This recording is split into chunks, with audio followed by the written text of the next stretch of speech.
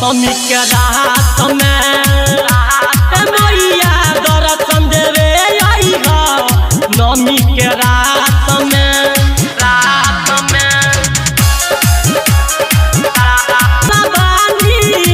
चुनरी के साथ में मैया दर्शन देवे आई हो सप्तमी के रात में।